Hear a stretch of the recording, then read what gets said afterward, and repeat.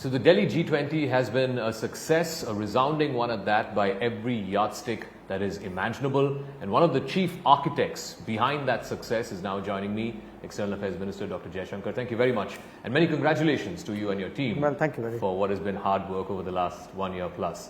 What does it feel like? Like scoring a test match 100? Well, I don't know about that, but I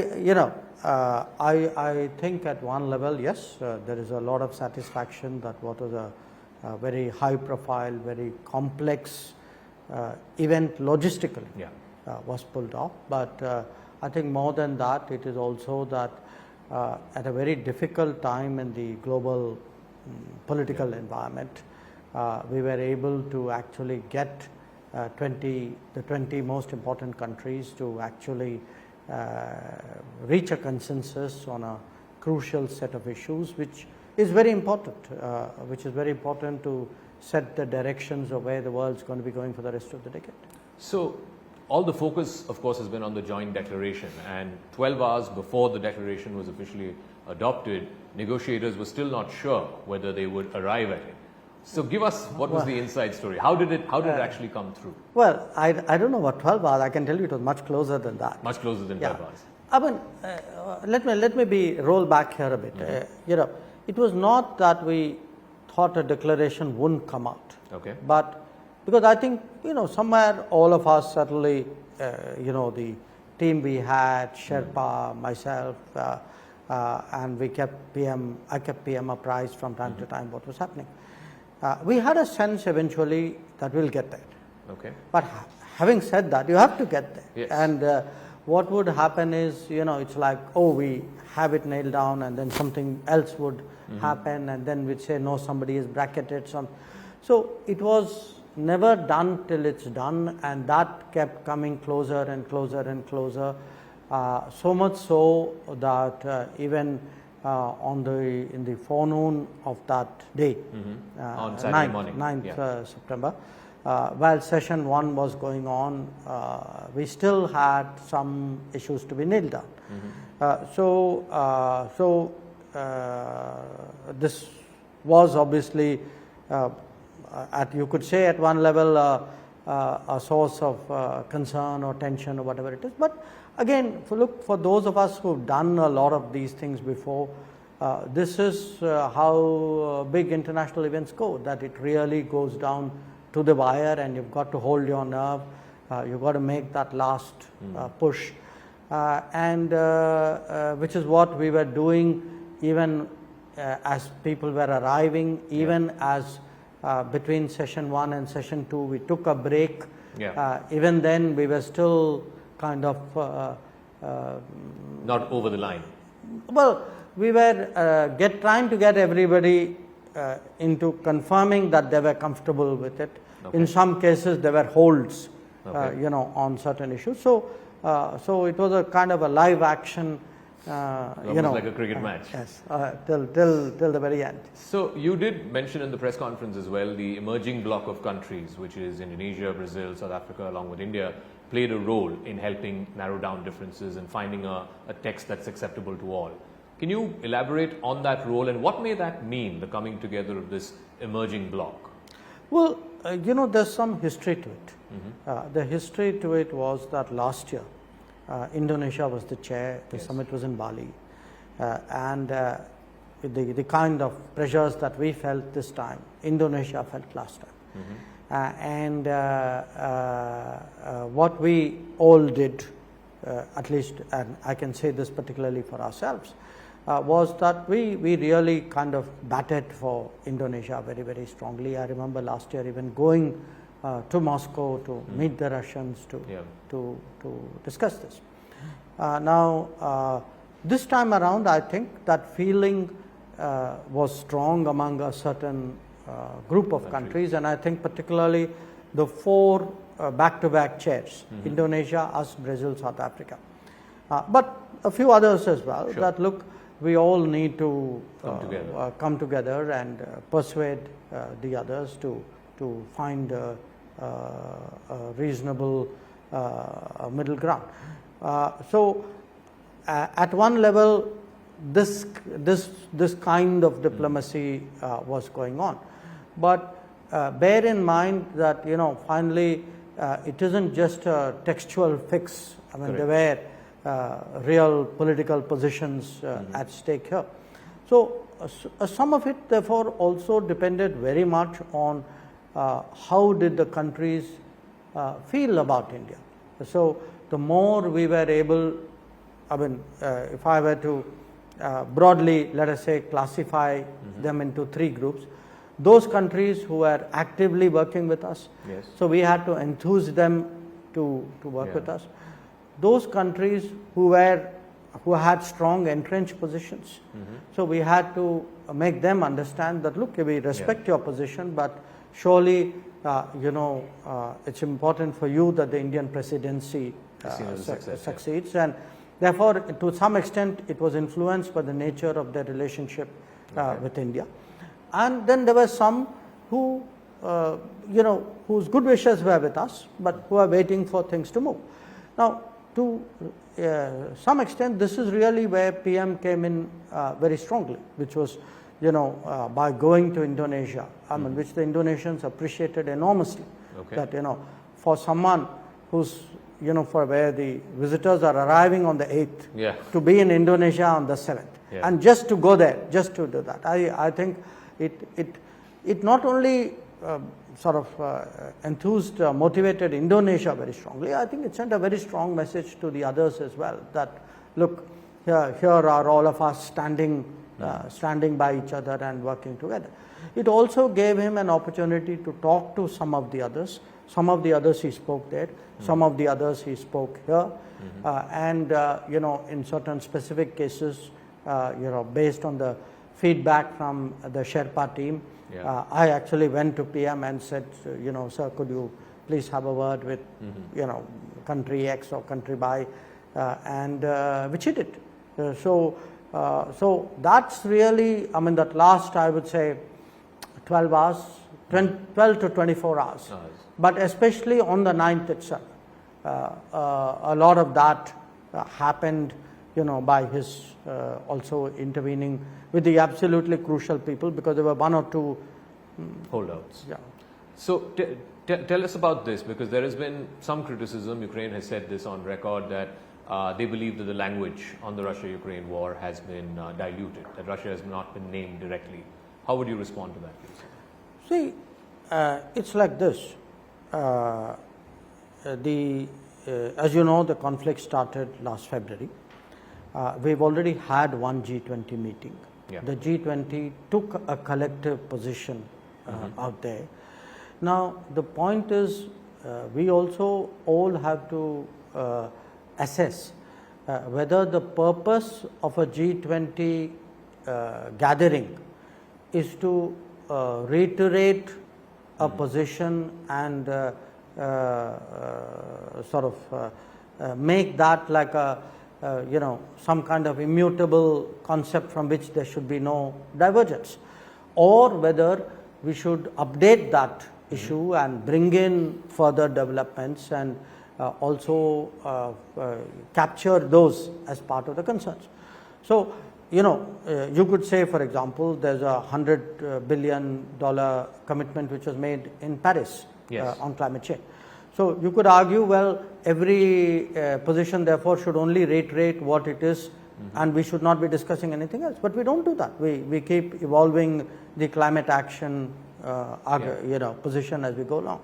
So in the year that has passed, the fact is that the Black Sea grain corridor has become a source of concern. It's non-functioning.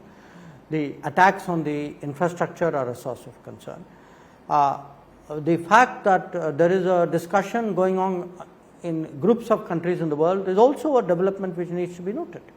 But most of all, the central concern which needed to be captured was the impact of all of this on the rest of the world. The global south. Now, if you are you're trying to, let's say we have this as a position.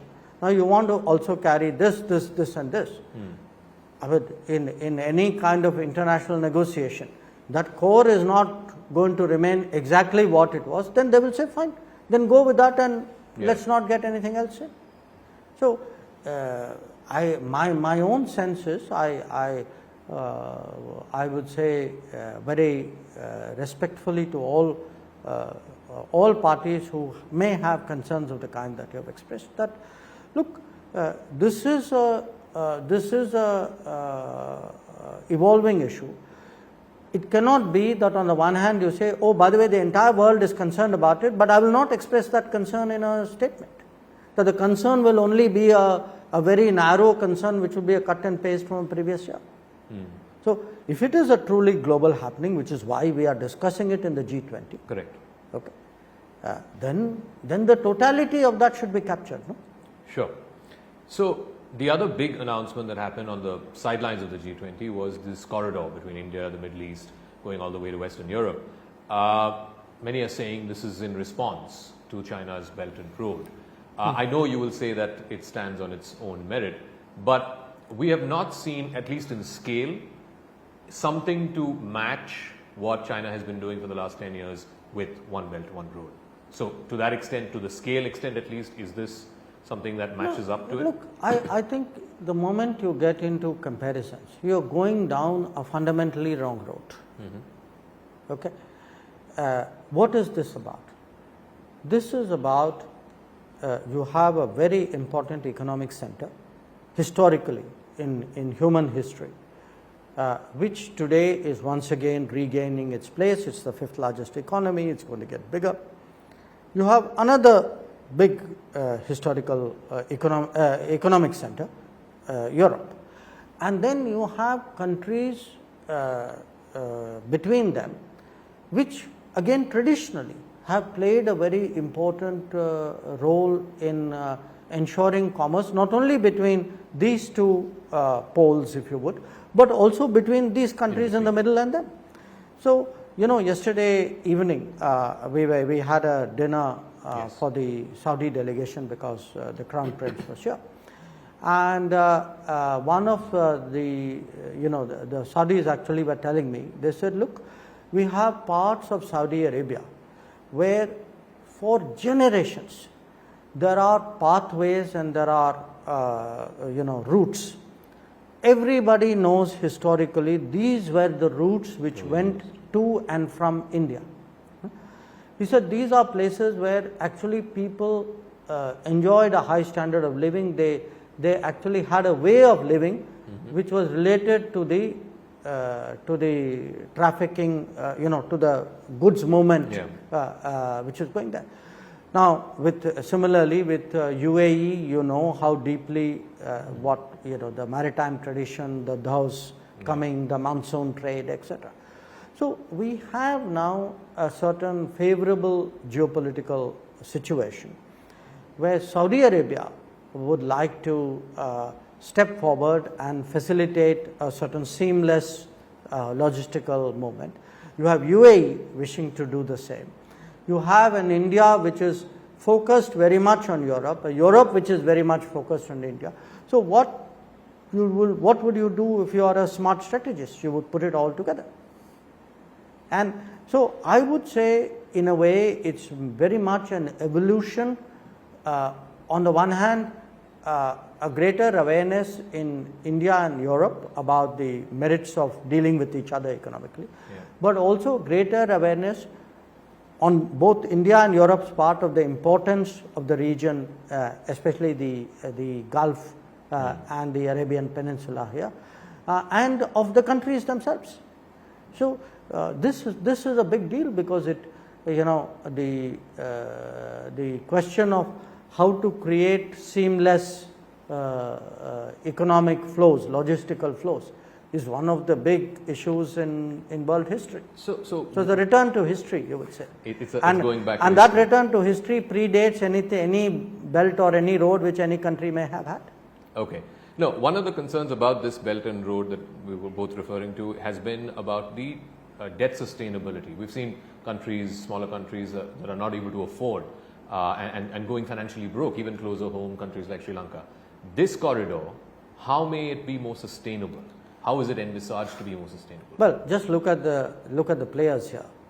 Okay, you are talking India, Saudi, UAE, Europe and America, and you are even thinking debt sustainability. Okay. I mean, these are countries with deep pockets. These are countries with a strong market. You know, they have the ability to evaluate projects and to say yes, this will work and that will not work. So I look again. You know, I'm not making a political point when I say don't compare. I genuinely believe that this one is different. This is a set of today contemporary leaderships very aware of the opportunities before them, taking what has been a time-tested historical concept and then trying to see if we can give it a modern incarnation, and that is why I think it's very important. You did mention about the Green Climate Fund. It was announced many years ago in Paris. It was a $100 billion fund. Not much of that money has gone to developing countries, and now in this Delhi edition of the G20, there's been an announcement of a new Green Climate Action Plan.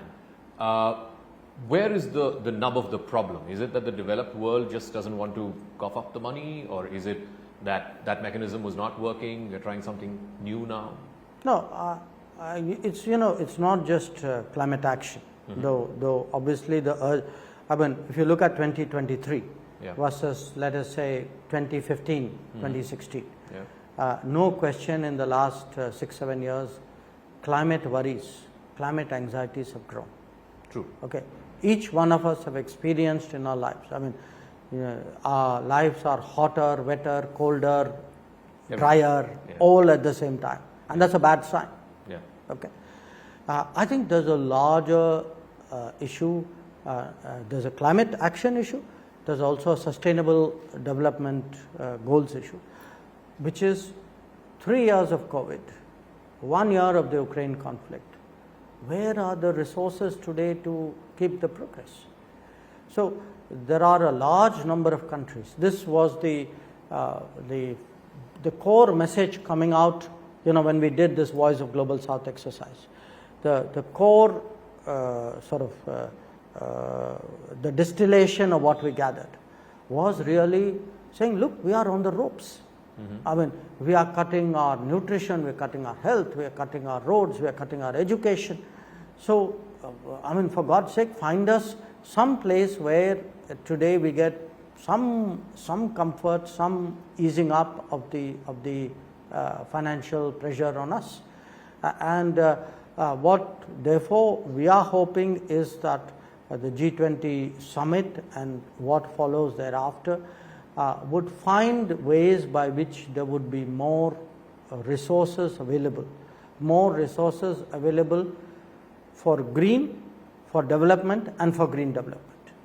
So, and that resources is both the current institutions having more resources, the individual countries putting in more resources, but also leveraging that resources to get more resources. So one of the things that's been mentioned in the joint declaration, PM has also been mentioning this time and time again about how India is hoping to be the voice of the global South. In a deeply divided world where you have the West, America and its partners, and you have, you know, Russia and China on the other side, and also because of the role that emerging countries like Brazil and Indonesia and other emerging, South Africa, etc., played in finding the consensus joint statement. Do you believe that countries of the South can be the bridge between these, what many are calling great power competition? Perhaps, but I think the countries of South have their own concerns. And part of really what we saw last year, and which we did not want to have a repeat of this year, was that the deep concerns of the countries of the South would be buried under the pressure of the East-West friction.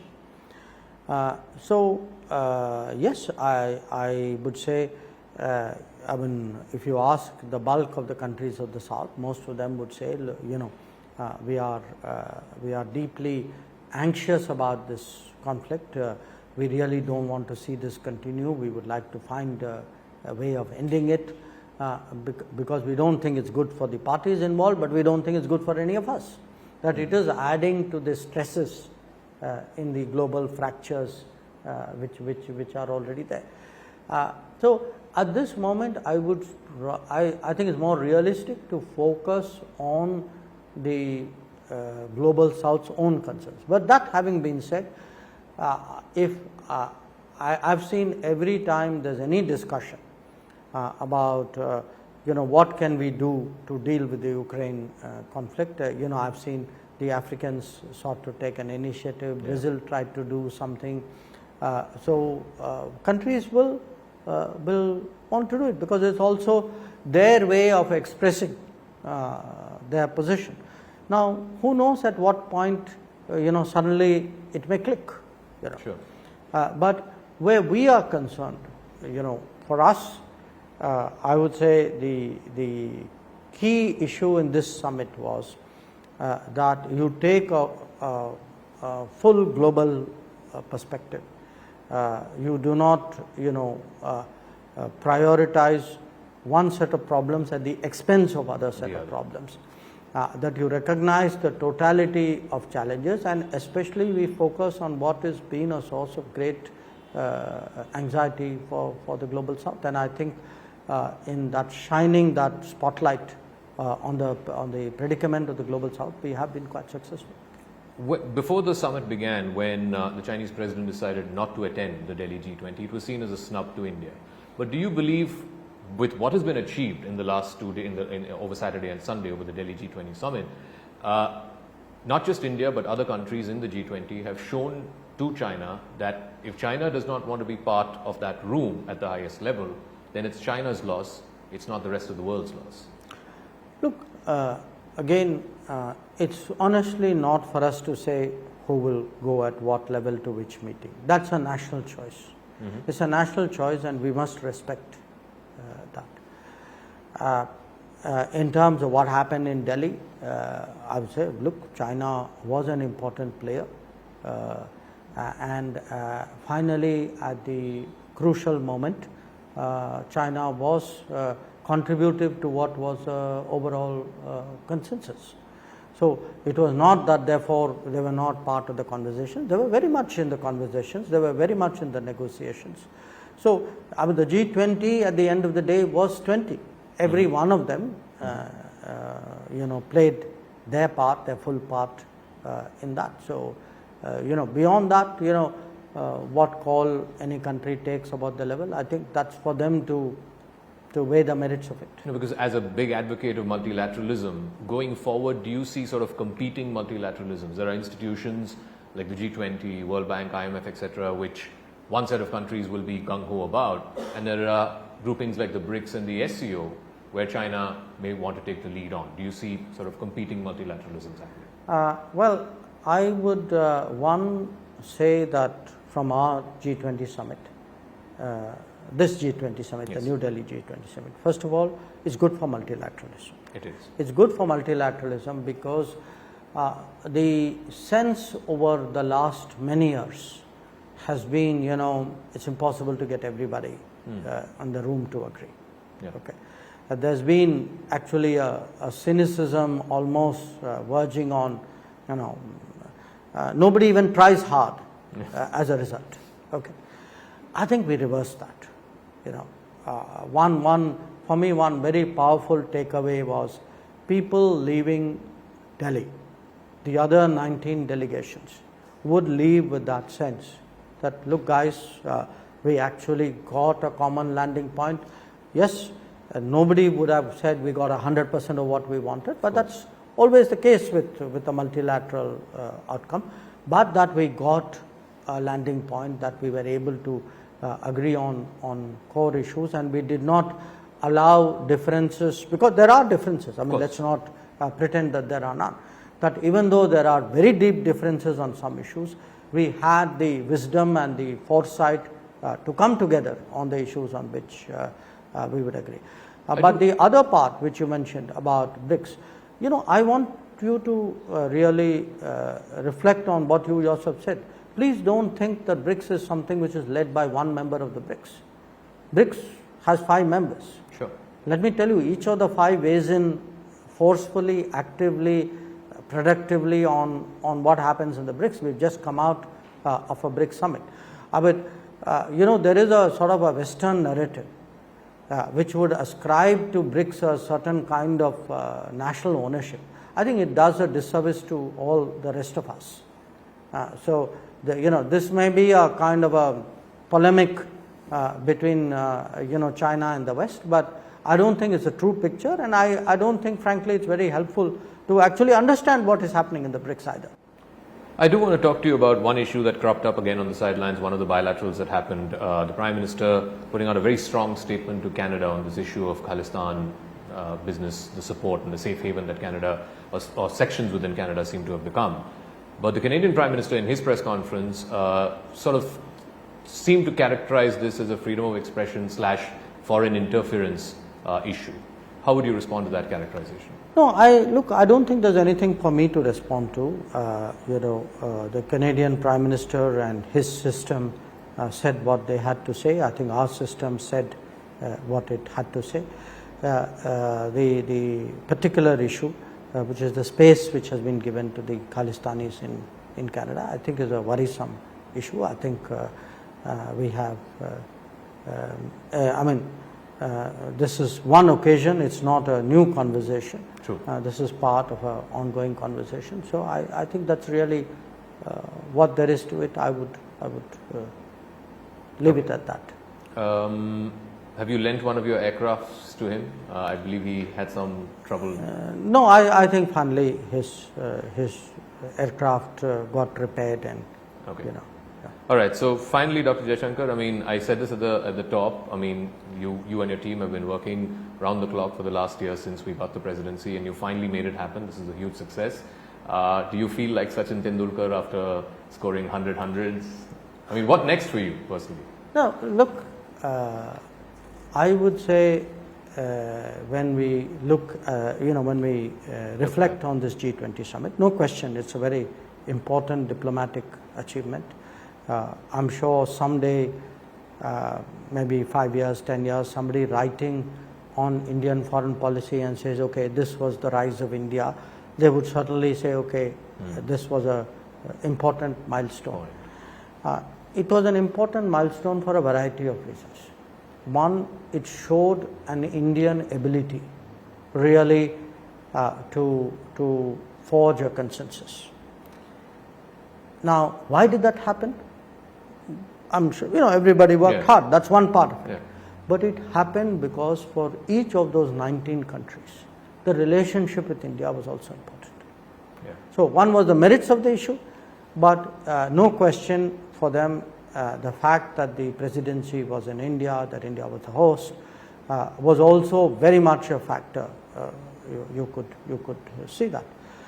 It was an opportunity for us also in many ways to, demonstrate both our, I would say contemporary face, the technology face. One of the interesting things I must tell you is a lot of people went, we had this place for cashless payments. Yeah, correct. And that was a big hit because, many people really, this is interesting. Much of the G20 had never done anything like this in their own country, or a lot of the lounge conversation was really about Chandrayaan and the fact that we chose to do a really challenging location for the landing, etc. So they certainly left with a strong sense of the change in India over the last decade. But they also left with a sense that, look, here is a country proud of its civilization, very, very confident of its culture, today putting that forward. So for me, this G20 summit will be a milestone in the rise of India, that people will look back and say, look, these were steps by which India's influence, India's stature, India's image in the world really expanded, and I think that is the way it should be. And here I must say, it's not an empty phrase. We always said it was a national endeavor, and I would say that in every way, whether it was in its coverage, whether it was in its participation, which was in the showcasing. In every way, it was a national endeavor. All right. Many congratulations once again, and thank you very much for speaking with us here on CNN News. Thank you, Zakir.